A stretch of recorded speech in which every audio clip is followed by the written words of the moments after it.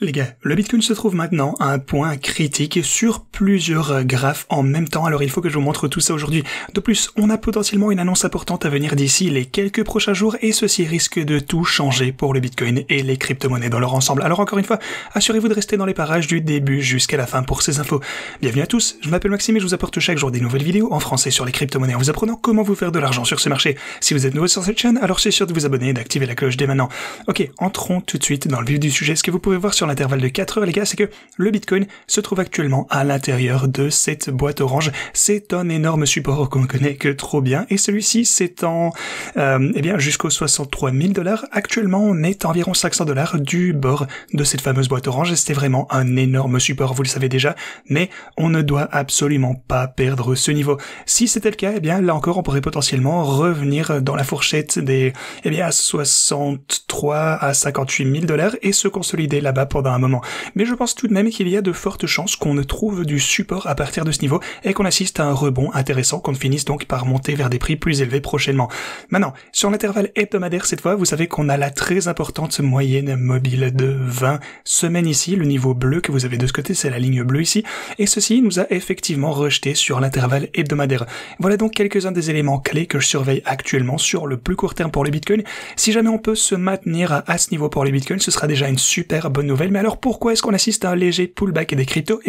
Les marchés traditionnels ont connu un recul assez décent ici. En fait, les marchés traditionnels, vous le voyez, ils ont chuté de 3% sur le S&P 500 ainsi que le Nasdaq. Pour le coup, lui, je suis sûr qu'il est encore plus en baisse que ça. Mais voilà, vous pouvez voir que ma ligne orange, pour le coup, maintient au moins actuellement le prix des marchés traditionnels de ce côté. Encore une fois, c'est un niveau de support extrêmement important. On verra bien si on peut se maintenir ici prochainement et peut-être avoir un rebond. Mais même chose ici, si jamais on perd ce support, alors potentiellement, on pourrait entrer dans un léger pullback, revoir une période de consolidation comme on a pu le voir juste ici. Voilà, vous avez la chandelle rouge qu'on a de ce côté, on a une nouvelle chandelle rouge ici, en fait 3 d'affilée, 3 semaines en négatif, et puis à partir de ce moment-là, on est remonté. Donc, voyons voir, on a bien sûr la ligne orange comme support, ce n'est pas à négliger. Ensuite, on pourra avoir de la consolidation environ 5500 et puis une consolidation importante également à 5300, donc on garde un œil attentif sur tout ceci. Ok, ceci dit, un autre gros catalyseur qu'on pourrait avoir potentiellement du côté de l'Ethereum ici, c'est son graphe contre le Bitcoin. Ici, ça compare le prix de l'Ethereum au Bitcoin, pas de l'USDT, pas en termes de dollars américains. Et ce que vous pouvez voir de ce côté, c'est que sur l'intervalle journalier, on a quelques formations importantes. Vous pouvez voir déjà ceci. En fait, on constate qu'on est en train de se consolider, on se fait resserrer à l'intérieur de ce pattern. Donc ceci va devoir connaître une percée d'ici les quelques prochains jours. Qu'on voit une chute à la baisse ou une explosion à la hausse, ça signifie essentiellement que l'Ethereum va soit sous-performer, soit surperformer par rapport au Bitcoin. Et bien sûr, avec le gros catalyseur qui est l'ETF spot de l'Ethereum qui arrive extrêmement bientôt, j'aurais tendance à suggérer que ça va être à la hausse. Évidemment, ça va être un catalyseur qui va potentiellement nous amener au-dessus de ce niveau, peut-être à la baisse si on a un dump de grayscale, mais on verra bien ce qui va se passer avec tout ceci, on garde un œil attentif bien sûr.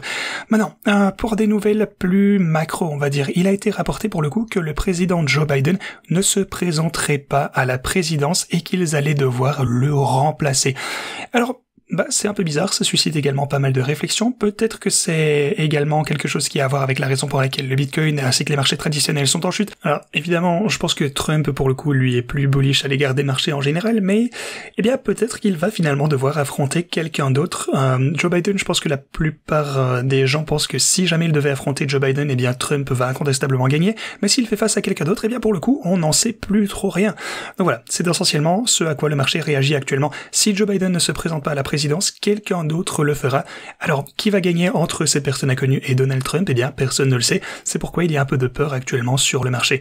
Voilà, pour le coup, je voulais vous montrer quelques autres graphiques au cours de cette vidéo. Le premier, c'est que si vous regardez le prix moyen donc en fait les holders d'ETF spot, il est actuellement de 58 200 $. Et devinez quoi? C'est là exactement où on a trouvé du support lorsqu'on est rechuté ici de ce côté. Donc peut-être que ça va servir de point de support. Donc en fait le prix moyen des holders d'ETF spot pour le Bitcoin à l'avenir, c'est un gros support qui va potentiellement nous aider. Alors ensuite on a un autre graphique ici pour le coup, c'est l'émission quotidienne dénominée en USDT, en USD, en dollars américains. Et vous pouvez voir qu'on a un retracement d'environ 70% de leur moyenne sur une année.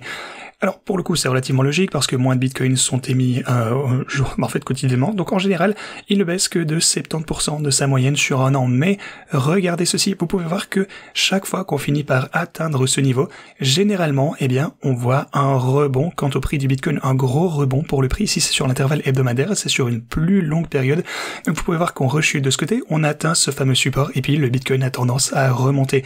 Ici on a touché le support à plusieurs reprises, le bitcoin a augmenté en fait pratiquement à chaque fois que ça a été le cas, donc c'est également quelque chose qui me rend vraiment bullish quant au prix du bitcoin prochainement. On va garder un œil attentif là-dessus et je vous en reparlerai prochainement.